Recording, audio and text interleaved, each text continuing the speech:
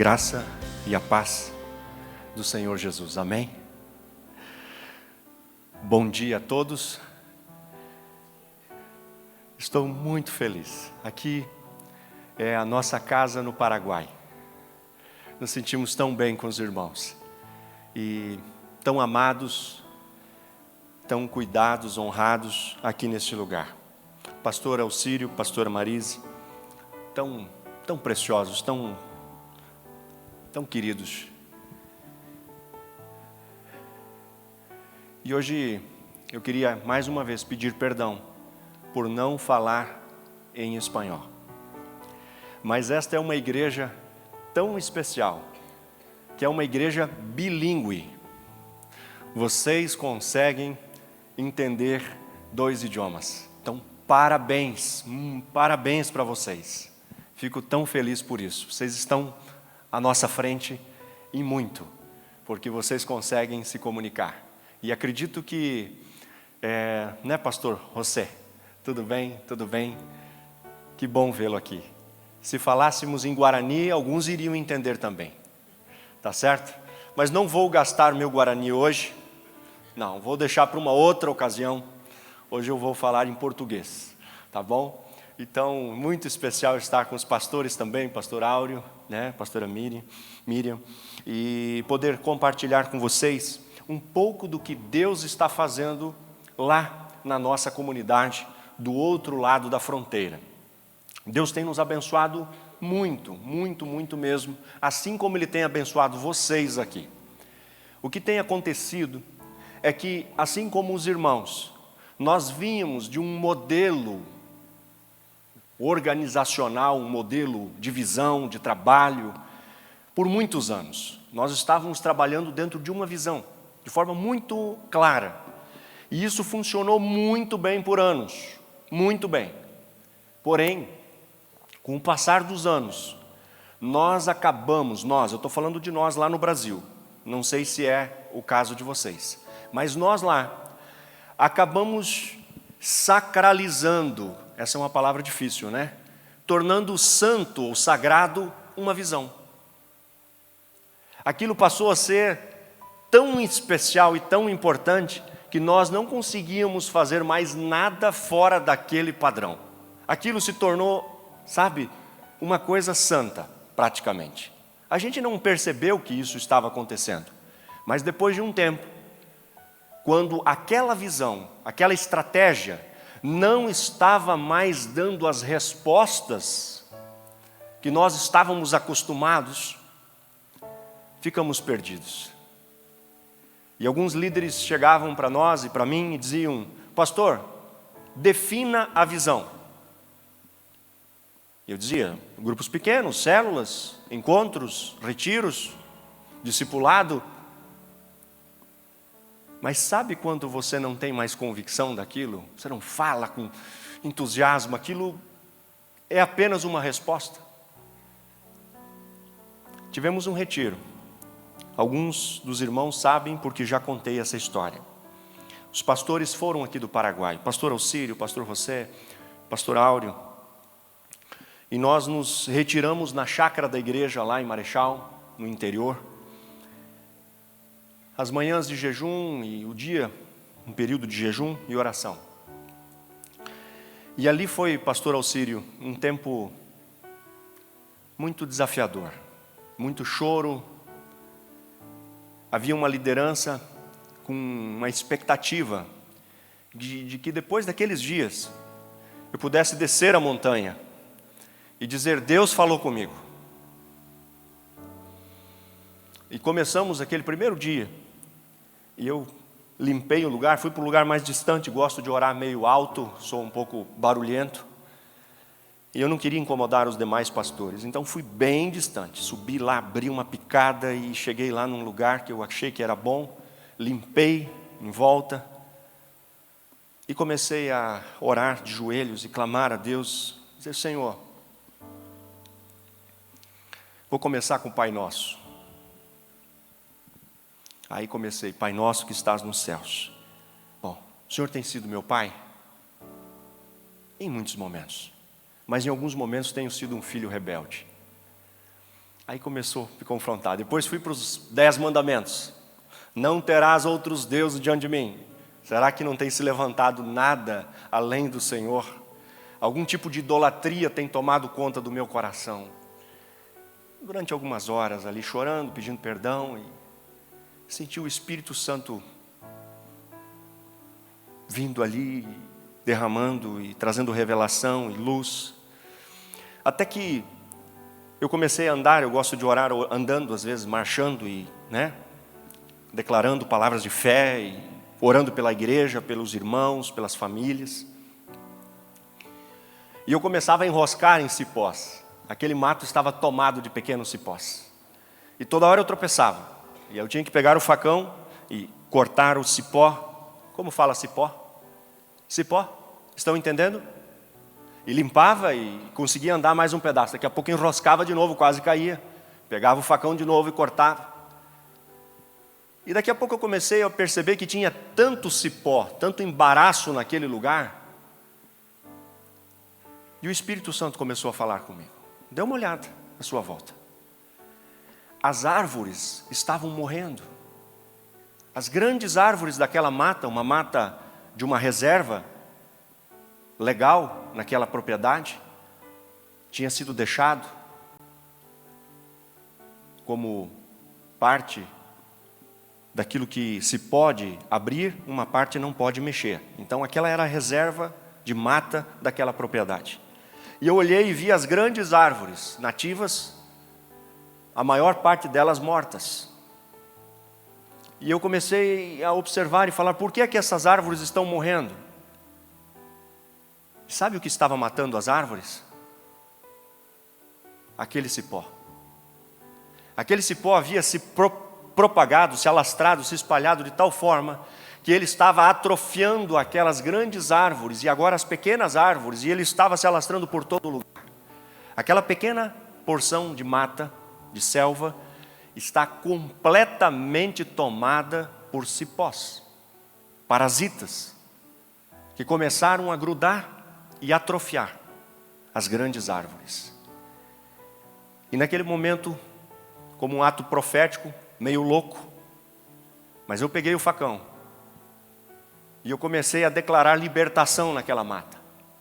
E aquela área que eu conseguia andar em volta, uma área, talvez uma parte desse templo aqui, desse espaço, eu fui cortando todos os cipós na base das árvores, fui cortando e limpando aquele lugar. E quando eu fui de volta para o nosso acampamento lá, a nossa base, aonde eu passava, via um cipó, eu cortava. E eu comecei a perceber que aqueles cipós estavam grudados em mim, estavam grudados na nossa liderança, estavam grudados na nossa organização. E de certa maneira, pequenos parasitas que a gente começou a permitir que se infiltrassem, estavam aderindo e travando gigantes, que agora estavam totalmente engessados. A religiosidade, fazer por fazer, entrar numa rotina, não entender mais o propósito. A pergunta básica, por que fazemos o que fazemos? Por que a gente vem no culto toda semana? Por que a gente se envolve com algum ministério da igreja? Por que a gente tem música e tem trabalho com crianças? Por que fazemos o que fazemos? Esta é uma pergunta que devemos fazer de tempos em tempos, para realinhar o verdadeiro propósito, a motivação correta do que fazemos. Visões são bênção, estratégias são maravilhosas, mas nós não podemos permitir que elas ocupem o local e o lugar central das Escrituras e da mensagem que Cristo deixou para nós, por mais bonita que seja. E aquilo foi libertador para mim. Desci de lá, voltei para a igreja e começamos uma série sobre obras. Estamos em obras, estamos em reforma, estamos em transformação. E a primeira ministração que o Senhor falou comigo foi a ministração acerca da segunda visita de Jesus ao templo, da purificação do templo. Quando Jesus resolve entrar no templo, Jesus está do lado de fora do templo. E muitas vezes Jesus está do lado de fora dos nossos templos, das nossas casas, dos nossos projetos, dos nossos negócios. Jesus não está fazendo parte daquilo que nós estamos fazendo, e muitas vezes fazendo boas coisas, boas intenções, mas Jesus não está fazendo parte. E quando Jesus quis fazer parte do projeto do templo, o que aconteceu? Ele se depara com a distorção, com os parasitas, com os cipós que estavam tomando conta da instituição e a organização religiosa. Aquele povo havia deturpado o que era o verdadeiro culto a Deus. Eles estavam tratando de negócios, os cambistas, inflacionando as ofertas para aqueles que não tinham, depreciando no câmbio, para poder levar vantagem, para poder manter a estrutura do templo. Talvez até a motivação dos sacerdotes em algum momento fosse interessante. Porém, eles haviam se desvirtuado completamente do projeto de Deus. E Jesus faz uma limpa. E naquele momento, entra o doente, que não podia entrar. Era impuro, era amaldiçoado. E aqueles que deveriam chegar na casa, estavam impedidos de chegar. E Jesus entra e restaura o propósito do templo. Muitas vezes, com a nossa religiosidade silenciosa, como aquele cipós, nós começamos a atrapalhar a chegada dos doentes, dos necessitados, daqueles que precisam ter um encontro com Jesus. E sabe o que aconteceu? Jesus passou a maior parte do seu ministério fora do templo, porque o templo impedia o acesso dos necessitados, dos famintos pela mensagem da esperança, por aqueles que estavam enfermos, de chegar até Jesus. Jesus se desvencilhou do templo e foi para as ruas, foi para as festas, foi para as praças, foi para o meio do povo e abandonou completamente aqueles que eram os conhecedores da lei. E o meu temor, pastor Alcir, é em algum momento estar fazendo um culto sem Jesus. E Jesus está fora das nossas instituições, estruturas religiosas, das nossas organizações. A pergunta é: o que fazer para manter Jesus na casa?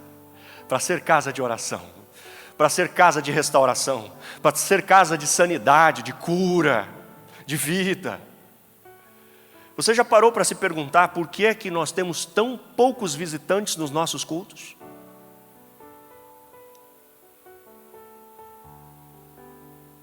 Uma vez eu vi alguém dizendo: por que você não vai à igreja? E ele disse: para quê?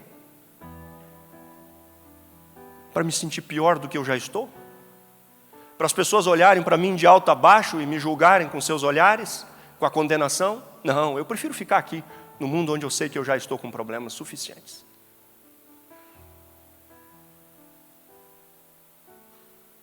Quando os homossexuais começam a chegar, como é que nós lidamos com isso?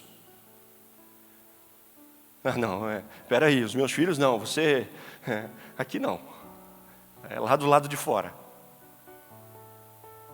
Ninguém está dizendo para aceitar comportamentos. Ninguém está dizendo para integrar o pecado à casa do Senhor. Não, pecado é pecado. Porém, amar as pessoas como Jesus amou a mulher samaritana, como Jesus amou Maria Madalena, a ponto do amor de Cristo constranger e trazer o arrependimento genuíno, que aquela pessoa deixou o comportamento, deixou aquele estilo de vida e passou a seguir a Jesus, fora do templo, fora da instituição. A grande questão é como trazer Jesus para dentro das nossas instituições. Afinal de contas, nós já temos 2000 anos de igreja, não é assim? Estamos muito, muito próximos da tradição do templo, de Davi, do tabernáculo de Moisés, do templo de Salomão. É um cuidado que nós temos que ter. Nessa manhã eu gostaria de convidar você a abrir a sua Bíblia no Evangelho de Lucas, capítulo 10.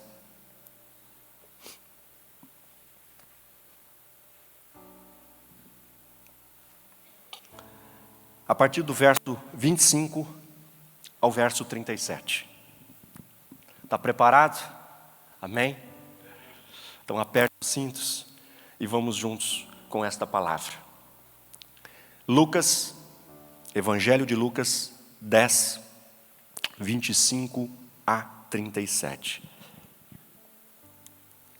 Diz assim as Sagradas Letras: certa ocasião, um perito da lei levantou-se para pôr Jesus à prova e lhe perguntou: mestre, o que preciso fazer para herdar a vida eterna? O que está escrito na lei? Respondeu Jesus. Como você lê? Ele respondeu: ame o Senhor seu Deus de todo o seu coração, de toda a sua alma, de todas as suas forças e de todo o seu entendimento. Ame o seu próximo como a si mesmo. Disse Jesus: você respondeu corretamente. Faça isso e viverá. Mas ele, querendo justificar-se, perguntou a Jesus: e quem é o meu próximo? Em resposta, Jesus disse: um homem descia de Jerusalém para Jericó, quando caiu nas mãos de assaltantes. Estes lhe tiraram as roupas, espancaram-no e se foram, deixando-o quase morto. Aconteceu estar descendo pela mesma entrada um sacerdote. Quando viu o homem, passou pelo outro lado. E assim também um levita, quando chegou ao lugar e o viu, passou pelo outro lado. Mas um samaritano, estando de viagem, chegou aonde se encontrava o homem e, quando o viu, teve piedade dele. Aproximou-se, enfaixou-lhe as feridas, derramando nelas vinho e óleo, depois colocou-o sobre o seu próprio animal, levou-o para uma hospedaria e cuidou dele. No dia seguinte, deu 2 denários ao hospedeiro e lhe disse: cuide dele. Quando eu voltar, pagarei todas as despesas que você tiver. Qual destes 3 você acha que foi o próximo do homem que caiu nas mãos dos assaltantes? Aquele que teve misericórdia dele, respondeu o perito da lei. Jesus lhe disse: vá e faça o mesmo. Amém? Vá e faça o mesmo. Esta palavra é autoexplicativa. Não tem que explicar muitas coisas. Mas é bom trabalhar um pouco o texto, para que isso fique ainda mais claro no nosso coração. Quando podemos pegar a parte central do texto, dividir em 4 partes, a pergunta inicial é: mestre, o que devo fazer para herdar a vida eterna? O que devo fazer para me salvar? Primeiro tema do texto. Segundo, a resposta de Jesus diante aquilo que ele havia dado como padrão: amar a Deus acima de todas as coisas e o próximo como a mim mesmo. Então, faça isso e viverá. É a segunda parte do texto. Terceira parte do texto é a pergunta novamente do mestre da lei: quem é o meu próximo? Esse é um outro ponto-chave do texto. Quem é o meu próximo? Quem é? E em quarto lugar, a resposta de Jesus. Então o texto ele está desenvolvido a partir de perguntas e respostas. A resposta de Jesus final é: vá e faça o mesmo. Usando a história do samaritano, conhecido por nós como o bom samaritano, para trazer uma resposta diante de quem é o meu próximo. Então, o texto ele se desenvolve diante destas questões. Quero ser bem objetivo, já vou chamar minha esposa para me auxiliar aqui, e nós vamos então trazer algumas coisas mais práticas. Em primeiro lugar, o que devo fazer para herdar a vida eterna? O que eu preciso fazer para ser salvo? Essa é a parte central do Evangelho. E eu tenho me debruçado nesse tema. O que é o Evangelho? Faleceu há poucos dias atrás um grande líder cristão, pastor Timothy Keller, mais conhecido como Tim Keller. Um pastor cristão que estava servindo lá em Nova York, nos Estados Unidos, e foi autor de várias obras. E uma obra que eu recomendo aos pastores e a líderes que querem estudar um pouco mais profundidade as Escrituras e esse tema do Evangelho, é a Igreja Centrada de Tim Keller. E ali ele começa a desenvolver o ponto central. O que é o Evangelho? O que é o Evangelho? E esse texto trouxe ao meu coração uma revelação profunda. O que é o Evangelho?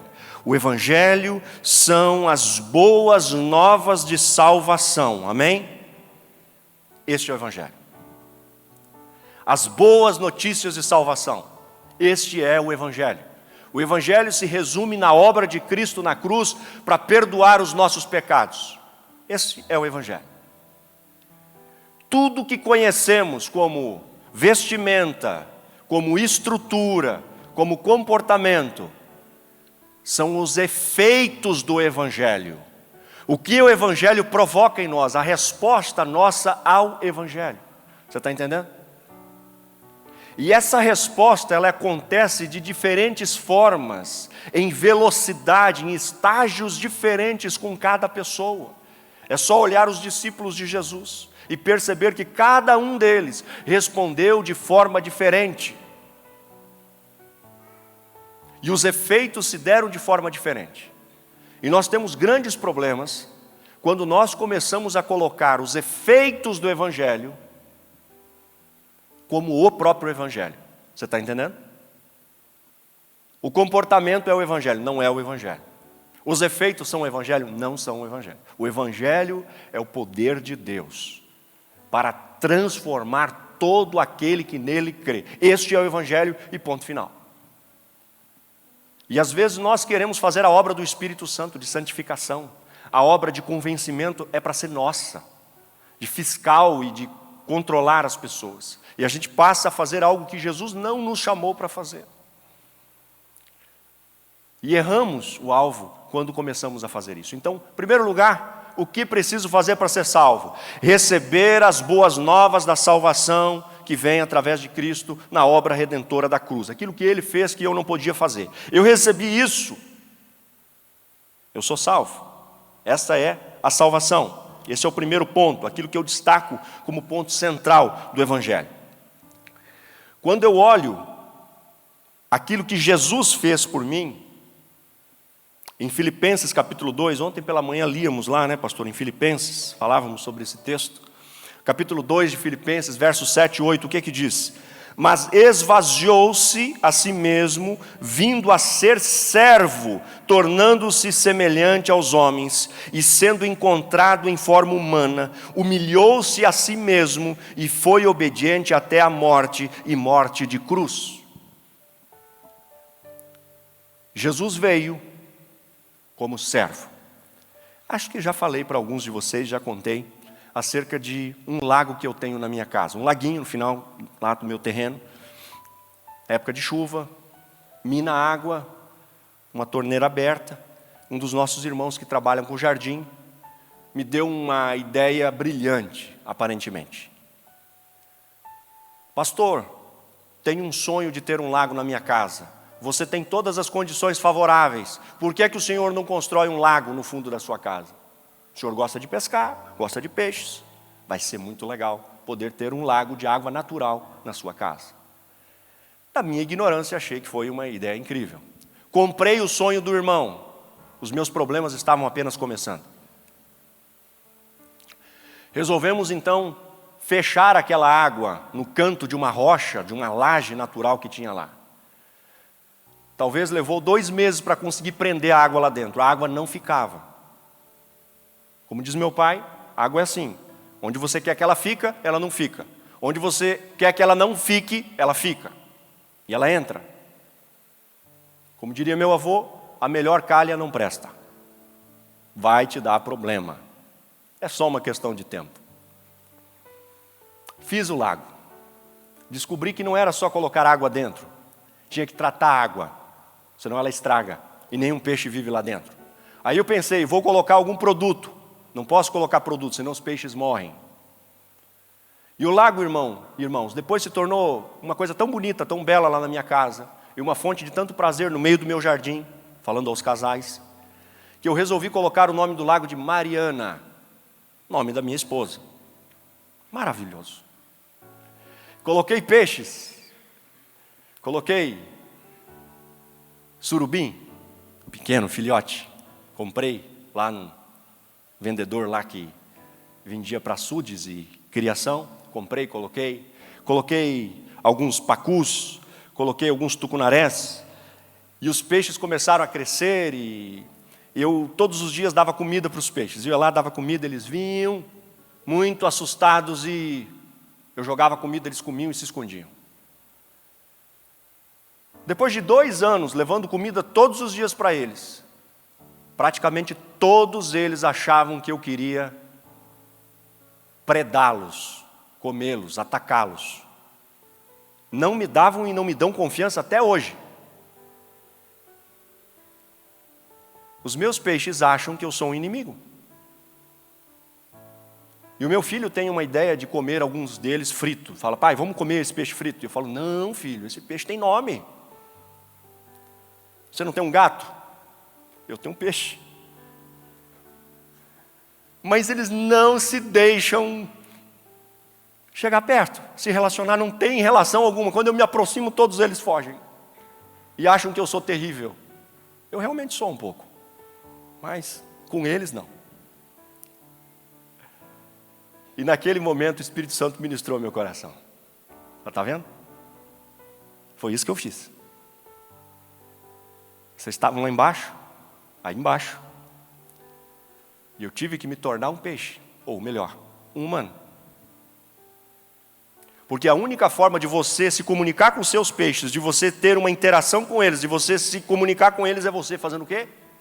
Se transformando num peixe. Imagine eu me transformando num peixe. Para poder me comunicar com os meus peixes estimados, amados, caros, que eu tenho lá no meu lago. Está entendendo? Essa é uma tentativa de explicar o que Jesus fez, muito infame, muito pequena, muito sem graça. O que Jesus fez, esvaziando da sua glória, descendo do céu para vir até nós, para se comunicar e se relacionar, foi muito, mas muito mais profundo e extraordinário do que se eu me tornasse um pequeno lambari, uma pequena piaba, para poder me comunicar com os meus amigos peixes. Você está entendendo? Ele se esvaziou e ele veio. Para quê? Servir. E aqui entramos no ponto central. Jesus veio para servir. Jesus é o maior voluntário que já pisou neste planeta. Alguém que não precisava, alguém que não tinha nenhuma necessidade, mas resolveu se transformar num ser humano para que nos servir.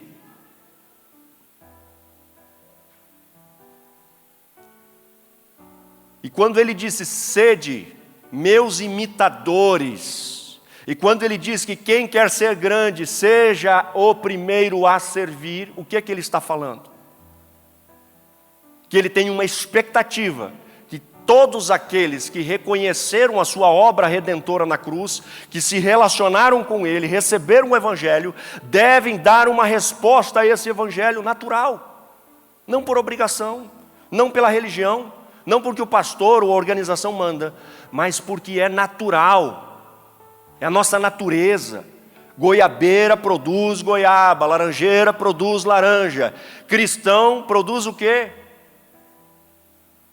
Cristão, mas de que forma? Servindo. E aí Deus nos deu uma definição.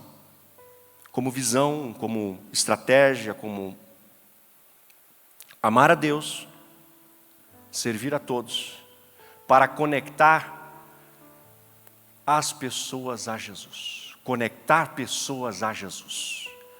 Nós amamos a Deus, servimos a todos, para conectar pessoas a Jesus. Conectar pessoas a Jesus, essa é a missão. Ide pregai, e o quê? o Evangelho. Para quê? Para que essas pessoas tenham uma experiência transformadora em Cristo e possam servir e assim conectar outras pessoas a Jesus. Não é para viver a Disney Gospel, não é para ficar rico, não é para viver o melhor dessa terra. Não, isso tudo a gente vai fazendo com a graça de Deus, prosperando, crescendo. Isso é bom, gente, glória a Deus. Mas quando isso vira a finalidade da nossa vida, precisamos voltar para o beabá do Evangelho e entender o que é o Evangelho e o que o Evangelho espera de nós como resposta, como efeito daquilo que Deus fez. Então, entendemos esse princípio. Efésios capítulo 2, verso 8 e 10, um texto que eu acho maravilhoso, que diz que pela graça somos salvos, a graça de Deus nos alcançou. Então, nós não fazemos absolutamente nada para nos salvar. Por que eu estou falando isso? Para que ninguém aqui nessa manhã saia equivocado, achando que nós servimos ou fazemos coisas para nos salvar. Não, isso não é o Evangelho. Ele já fez tudo por nós. O que eu tenho que fazer agora é responder ao Evangelho. Falava sobre Romanos capítulo 12 ontem, citando aos jovens, né? Rogo-vos, pois, irmãos, que transformai-vos, né, pela renovação da vossa mente. Então, essa transformação é o quê? É dar uma resposta ao Evangelho, dar uma resposta àquilo que nos foi apresentado em Cristo. O que é que Cristo espera de mim? Qual a resposta que Ele espera de mim? Então, não confunda fazer para se salvar. Você já é salvo. Se você já reconheceu Jesus, se arrependeu dos seus pecados e Ele é Senhor da sua vida, você é salvo. Amém? Ande em novidade de vida, ande como salvo. Porém, servir é uma resposta à salvação que você recebeu. Crente que não serve, não serve. Não fica legal esse trocadilho, né? Meio fraco. Aquela história de relógio que atrasa não adianta, já ouviu? Eu sou péssimo com essas piadas. Elas não soam muito bem. Mas o fato é que crente que não serve, não serve. Ele perdeu a razão de ser. Vamos avançando. Quem é o meu próximo? Segundo tema, quem é o meu próximo? É a pergunta. Quem é o meu próximo? É o membro da minha família? É o membro da minha igreja? Quem é o meu próximo? Qual foi a resposta de Jesus a essa questão central do texto? Quem é o meu próximo? Todos que estão à minha volta. Meu próximo é todo aquele que está à minha volta. Eu tenho uma frase que diz: o meu próximo é qualquer pessoa que esteja ao alcance da minha generosidade. Esse é o meu próximo. Uma pessoa que está no seu raio de generosidade é o seu próximo. É o seu próximo. Isso é um pouco esquisito quando a gente pensa nas estruturas de templo e de igreja muitas vezes. Eu sei que não é o caso dos irmãos, mas muitas vezes tem essa conotação. Então, servir aqueles que estão à nossa volta, sem olhar quem é. E eu já disse aqui em outro momento, que quando você começa a servir a todos, especialmente quem o mundo não quer, as pessoas que são rejeitadas, quando você começa a servir essas pessoas, Deus começa a mandar quem todo mundo quer, mas não tem. Deu para entender? Quando você serve quem ninguém quer servir, Deus começa a mandar quem todo mundo quer servir, mas não tem.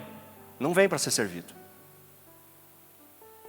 Há poucos dias atrás, talvez a pessoa mais influente da nossa região lá, no oeste do Paraná, me chamou na sua casa. Disse: pastor, tem que ser hoje. Como era uma pessoa muito importante, muito influente, pessoa de destaque, eu e minha esposa fomos lá.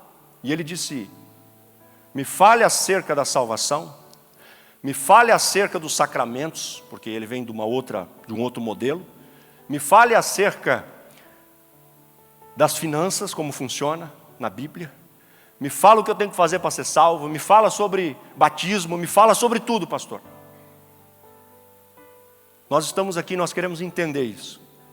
E depois de algumas horas conversando sobre a Bíblia, orando, ele e a sua família, todos reunidos, disseram: nós já tomamos uma decisão.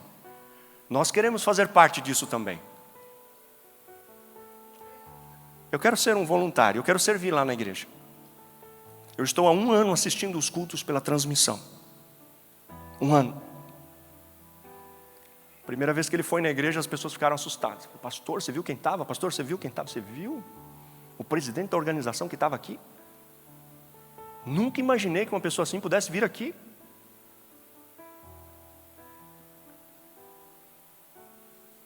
A gente gosta de servir essas pessoas, não gosta?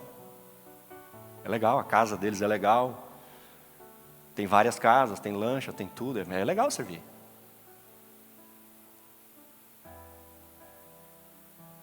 Mas se nós não servirmos aqueles a quem ninguém quer servir, aquelas crianças da escola pública aqui de Santa Rita, que talvez são filhos de mães solteiras, ou mães que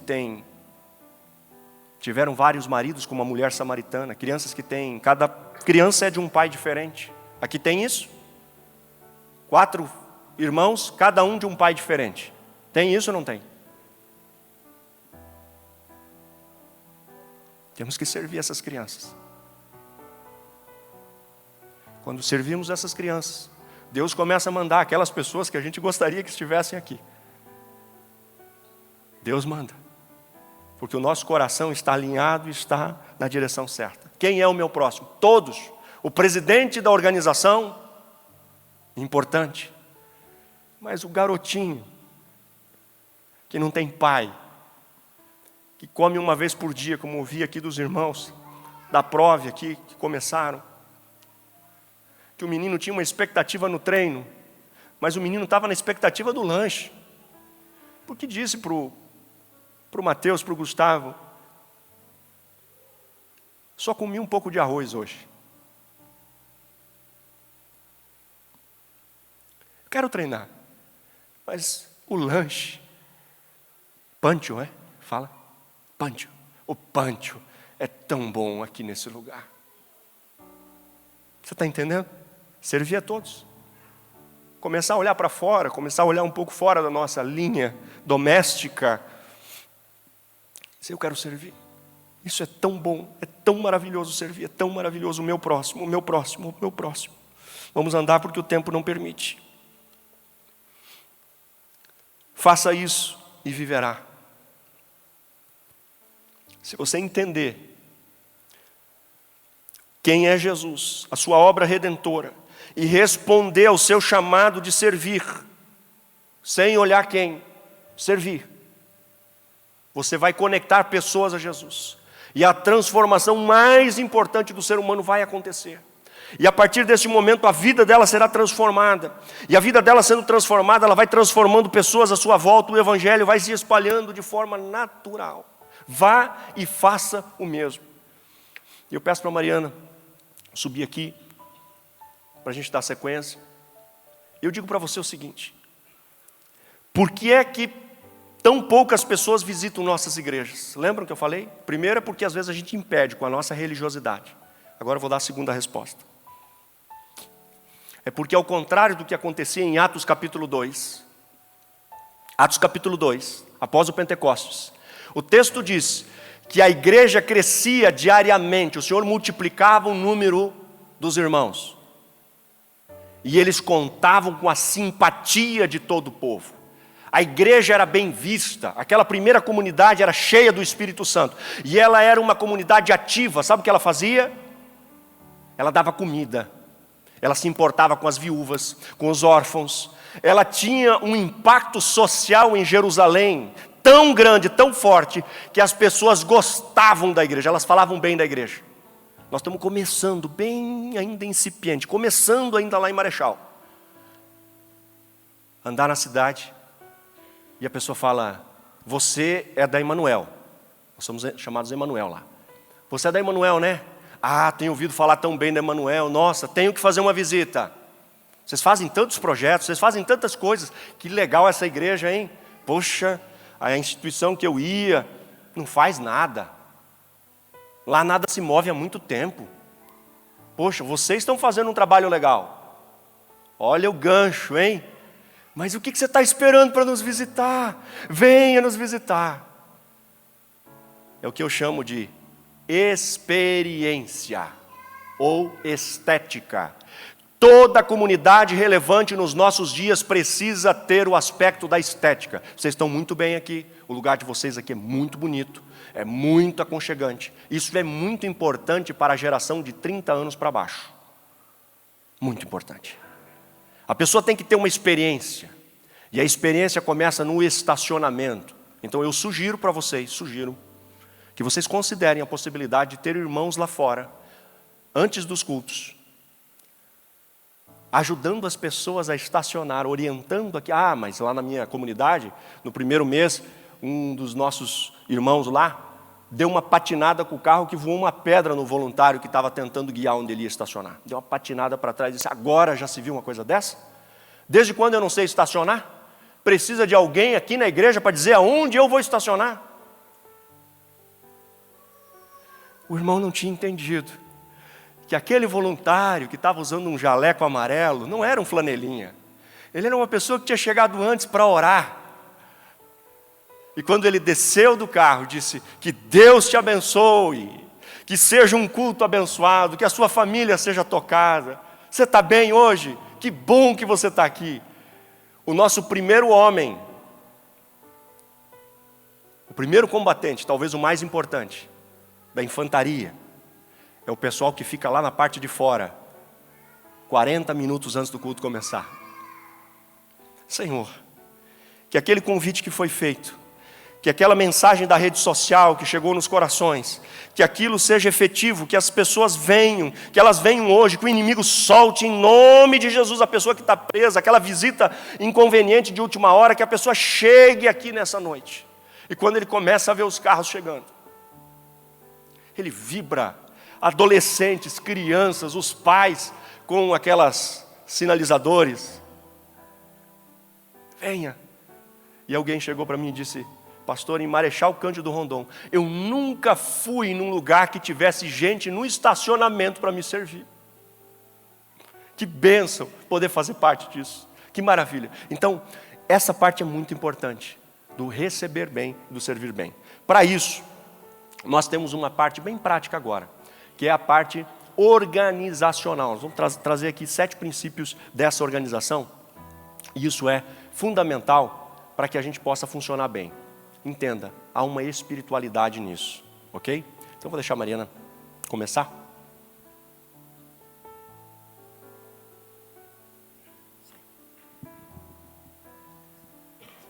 Bom dia, quero agradecer a sua presença aqui conosco. Obrigado por atender o convite da sua liderança e estar aqui nessa manhã.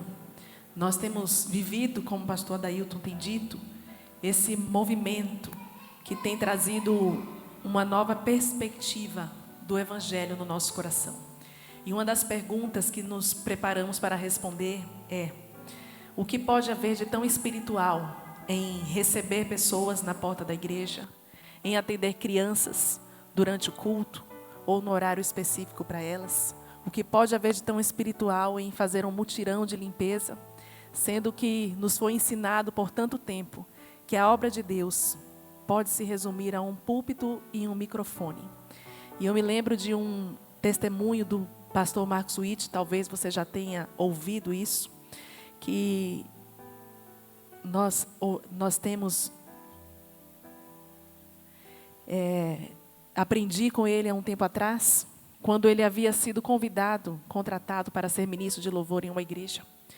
E aquela igreja havia acabado de perder o seu zelador, a pessoa da limpeza. E o pastor pediu para ele: Marcos, você pode cumprir essa função por algumas semanas até nós encontrarmos? E aí o Marcos falou: sim, eu posso. Posso sim. O que devo fazer? Limpar os banheiros, organizar a igreja. E o tempo foi passando e não se encontrava ninguém para exercer a função. E o pastor Marcos conta que ele ficou muito aborrecido com tantas vezes ter que lavar os vasos sanitários da igreja. E um dia ele estava debruçado, passando a escova no vaso sanitário, E ele começou a reclamar, falar com Deus. E dizer, Senhor, não foi para isso que o Senhor me chamou. O Senhor me deu canções. O Senhor me deu talento para ministrar a tua igreja com música. E eu estou aqui lavando os vasos sanitários. E ele disse que Deus falou com ele tão fortemente. E o Senhor falou assim, se você não serve para lavar os vasos sanitários da minha casa, você não está apto para me servir. E essa é uma palavra que tem nos acompanhado por muito tempo e temos ensinado a nossa igreja, porque a palavra de Deus vai dizer que um dia toda a nossa obra passará pelo fogo. E só depois do fogo nós vamos saber o que vai restar. A obra pode ser feita com ouro, prata, pedra preciosa, ou feno, palha. O que vai restar depois que passar pelo fogo? E vocês estão aqui assentados numa igreja que tem uma história de pessoas que serviram com ouro, com prata, com pedra preciosa, que deram tudo, que edificaram a igreja com sangue, com suor e com lágrimas. Nós não temos o direito de ofertar feno, palha. O que isso quer dizer? É o meu resto. É eu sirvo se eu quiser, quando eu quiser e no dia que eu estiver de bom humor. Nós somos servos, assim como Cristo Jesus foi servo até o fim. Esse é o meu chamado, esse é o seu chamado. E a visão dos voluntários, ela constitui por 7 pilares, 7 pontos. O primeiro deles é a consciência do nosso. Primeira coisa que nós temos que entender é que não é mais o meu ministério, o meu serviço, mas é o nosso. Essa aqui não é a igreja do pastor Alcírio, da pastora Marise. Essa é a nossa igreja. O ministério de louvor não é somente do ministério de louvor. Esse é o nosso ministério. E isso muda tudo, porque quando você está no lugar que não é dos outros, é seu, você começa a prestar atenção se tem uma luz ligada fora do horário, se tem um copo no chão, se tem um mutirão de limpeza que a igreja toda está convocada, e a nossa igreja, nós estamos juntos. Porque isso é ser igreja de verdade. A igreja não é composta por setores individuais, onde eu só cuido daquilo que realmente eu gosto de fazer ou que me importa. Mas a igreja é o corpo de Cristo, edificando todos juntos. E é uma coisa linda a gente ter a experiência de ver isso. Pessoas que trabalham no banco, sentadas, mexendo com dinheiro ou lidando com pessoas importantes, arregaçando as mangas e lavando as janelas. Porque não é só a zeladora que lava as janelas na igreja. Somos todos nós, porque é a nossa igreja. Então já comece a trabalhar na sua mente, no seu coração, que isso aqui não é meu, não é do irmão que está do seu lado, não é do seu pastor, não é do seu líder, mas essa aqui é a nossa comunidade e juntos, como uma casa, tudo que está na casa é nosso, aqui também, tudo que está aqui pertence a você. Essa igreja é a sua família, é a sua casa que Deus te deu para florescer e plantar. Muito bem, a cultura do nosso é a ideia do pertencimento.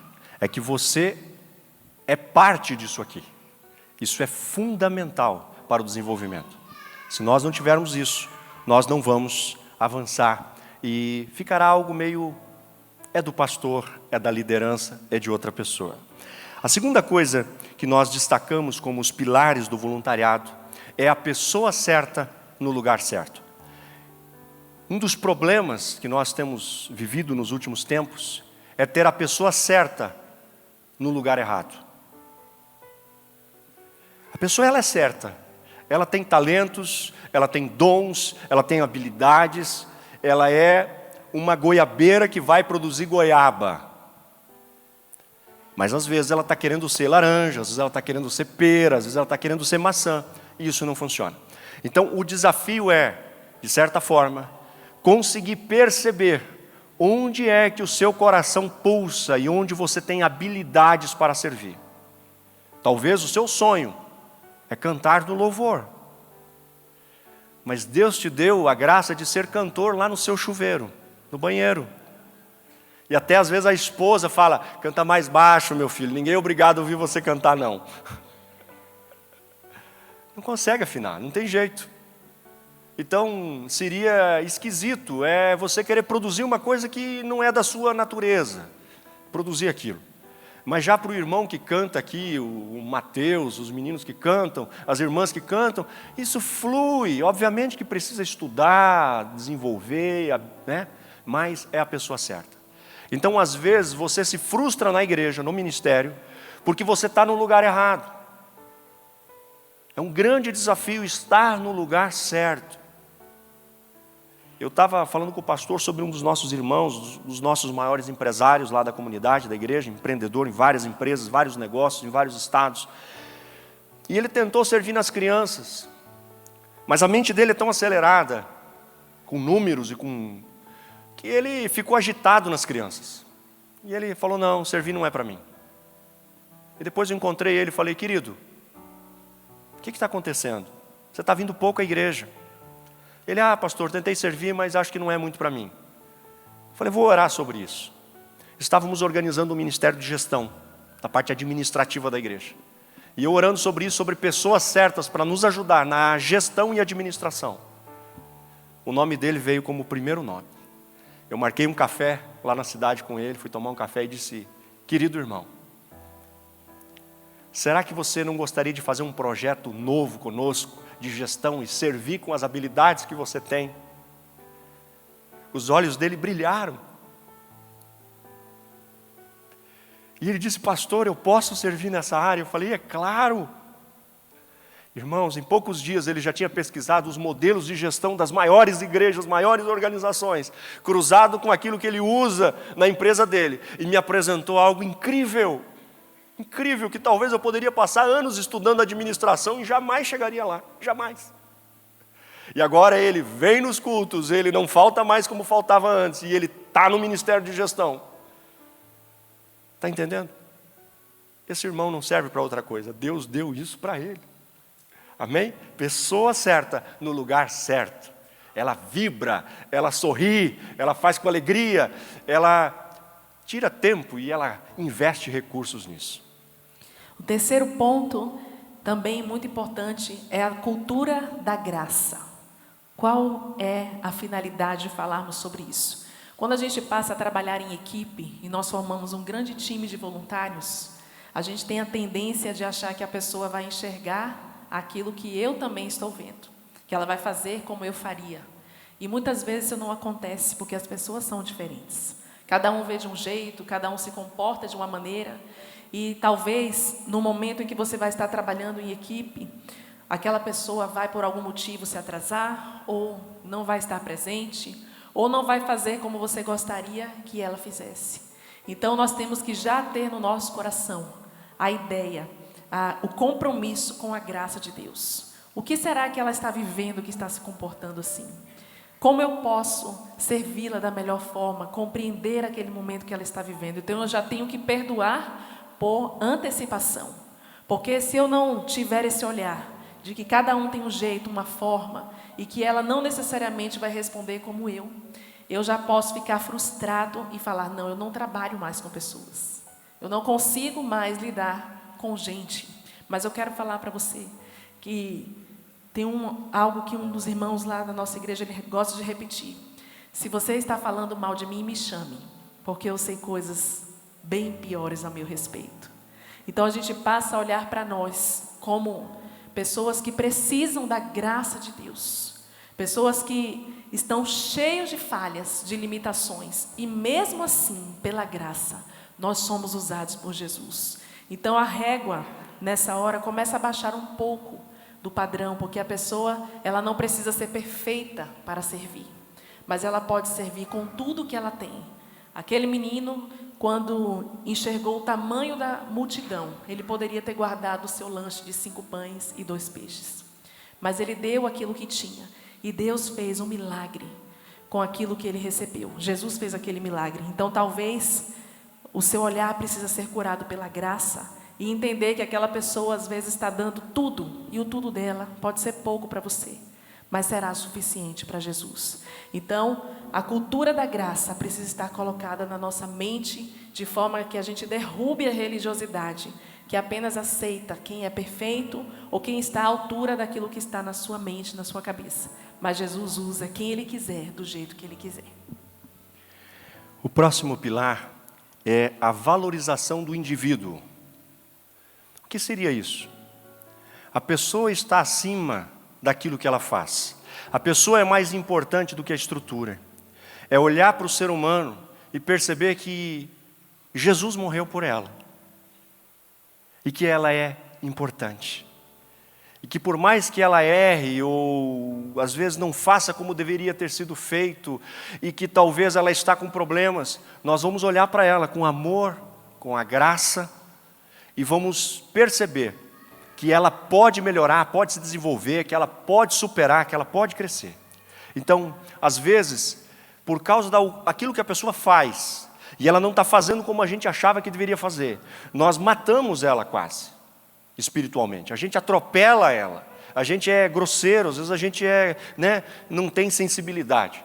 Então, olhar para a pessoa e perceber que o maior capital que uma igreja tem, o maior patrimônio da El Shaddai, não é o prédio. Qual a maior riqueza de vocês? São as pessoas. Se um por um for indo embora, esse lugar não tem mais valor. O que dá valor a esse lugar são vocês. Então, quando alguém está fazendo alguma coisa e às vezes não foi bem, nós temos que ensinar em amor, ter paciência, assim como Jesus teve conosco e tem conosco ainda, e ajudar aquela pessoa. E às vezes baixar o padrão de algumas coisas. Eu não estou falando padrão de pecado, disso não, mas às vezes ter mais paciência. Vai dar certo, ainda vai dar certo. Nós vamos conseguir motivar aquela pessoa.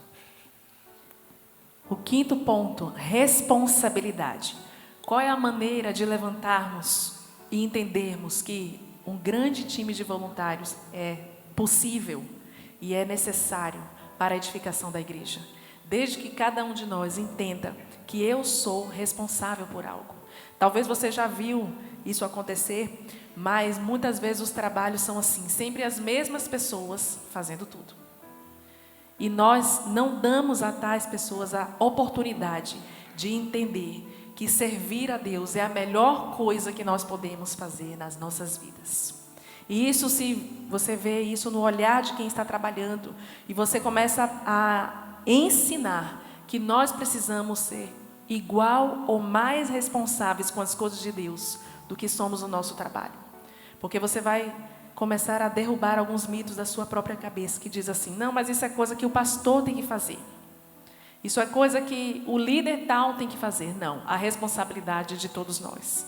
Lembro-me de uma vez que nós estávamos trabalhando com os nossos líderes de recepção, que montaram a escala do mês e colocaram no grupo do WhatsApp. E naquele dia havia um furo na porta da igreja. E eu falei, mãe, quem é que estava responsável? Mas eu coloquei a escala antes, será que as pessoas não veem? Está escrito ali.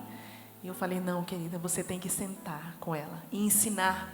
E achar um jeito que as pessoas se lembrem daquilo que está acontecendo na vida da igreja. Mas só que eu nunca passaria por isso. Se eu estou vendo o meu nome na escala, eu vou cumprir. Aí eu falei, pois é. Mas como a gente tem falado, nós temos que mostrar às pessoas. Elas são diferentes de você. Então ela encontrou uma estratégia.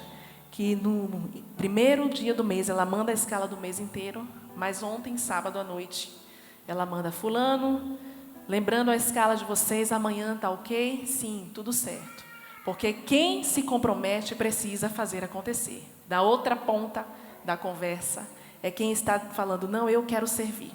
Então você vai marcar na sua agenda. E a não ser que você esteja hospitalizado ou estendido num caixão, você vai comparecer aqui. Porque isso aqui é uma coisa séria.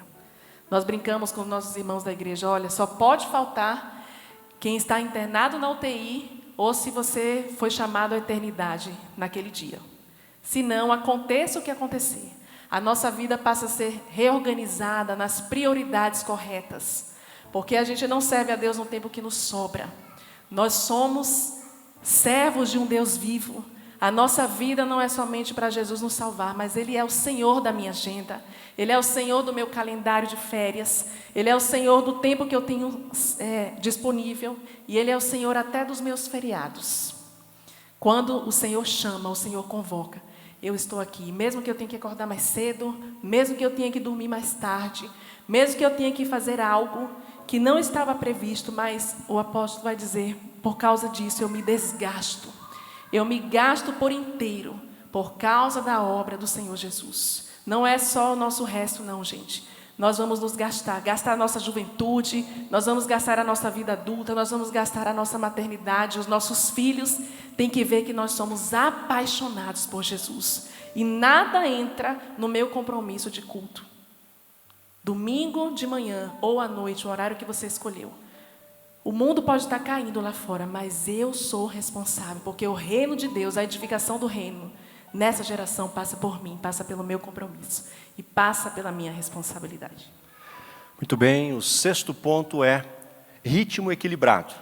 O que Mariana está falando é que quando a pessoa se compromete com um horário, com uma atividade, ou seja, a recepção, o estacionamento, o ministério infantil, com a mídia, com louvor, com outra área de atuação na igreja, nos projetos sociais, quando ela deu o nome dela, deu o horário que ela vai servir, ela vai estar lá. Amém? Amém. Agora, temos que ter um ritmo equilibrado. Aqui eu não sei se tem esse tipo de pessoa, imagino que sim.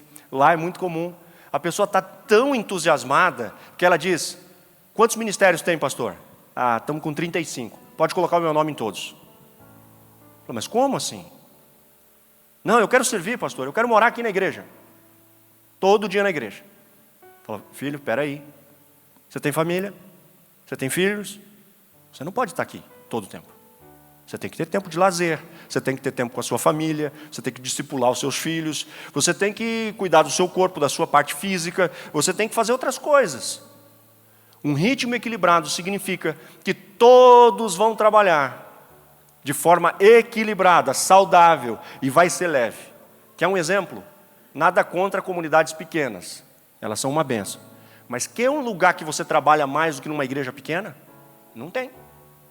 Você tem que tocar, você tem que cantar, você tem que receber, você tem que ajudar nas crianças, você tem que fazer manutenção, você tem que trabalhar de todas as formas. Por quê? Porque não tem pessoas. O que é pior, tem 20 membros e 20 departamentos. Cada um precisa de 5 pessoas. O que acontece? Sobrecarrega todo mundo. Então, o ritmo equilibrado diz que o ideal é você servir uma vez por mês. Uma vez. A gente sabe que às vezes não é possível, às vezes serve 2 vezes no mês.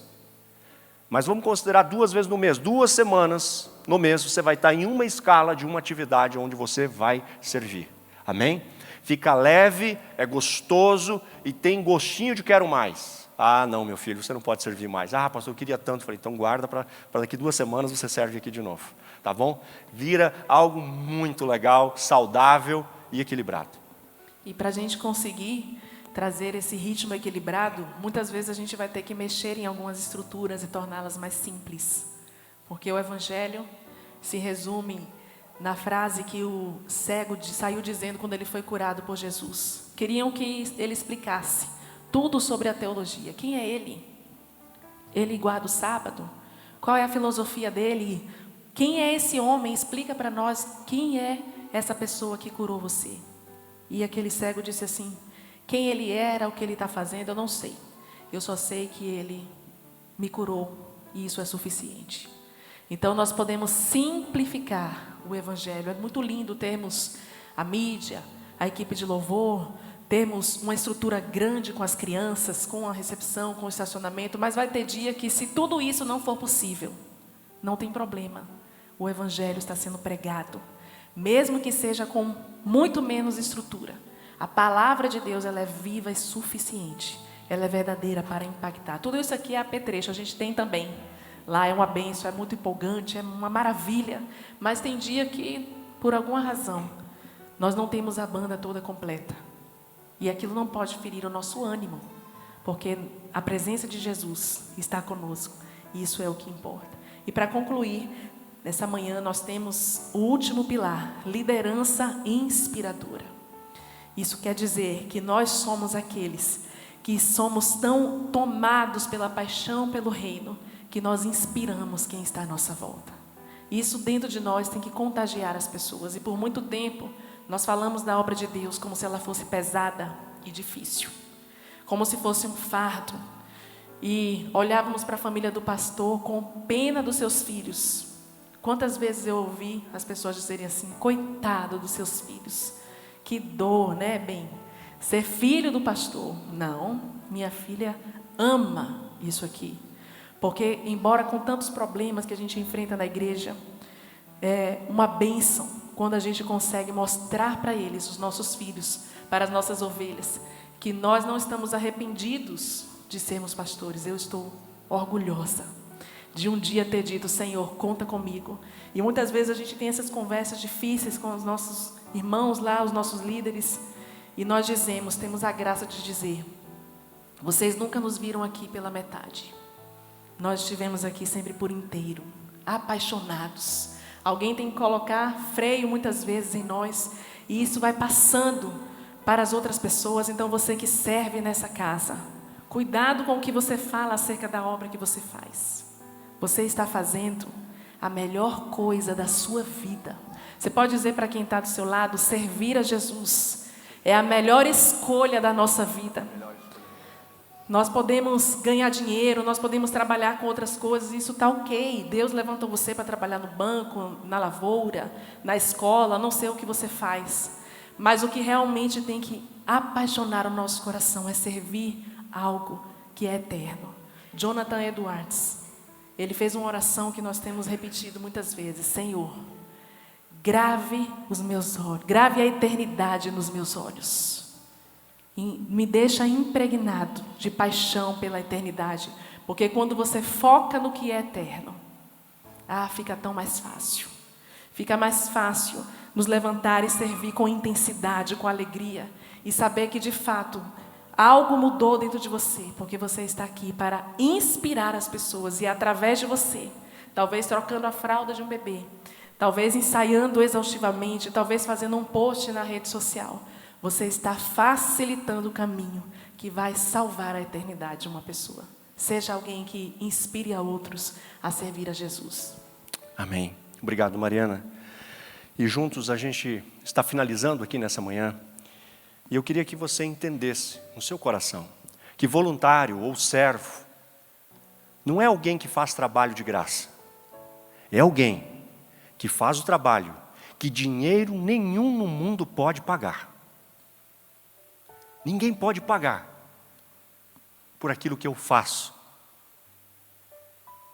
quando eu sou um voluntário. E ver o meu filho de 6 anos, o menor, colocando uma camisa dos voluntários e dizendo: pai, vamos para a igreja. Pai, eu quero ir para a igreja. Pai, você vai aonde? Eu vou para a igreja. Eu quero ir junto. Meu filho ama ir para a igreja. Tem horas que é um problema, ele não quer nem ir na escola, ele quer ir na igreja. Eu disse: calma, filho, daqui a um tempo nós vamos ter uma escola aqui na igreja.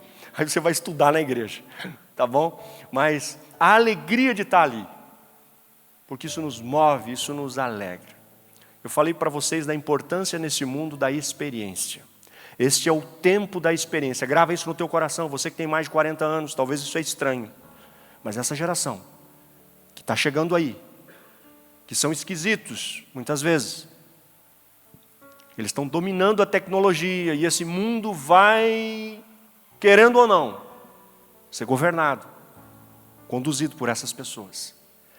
E essa geração, ela precisa de uma experiência, ela precisa da estética.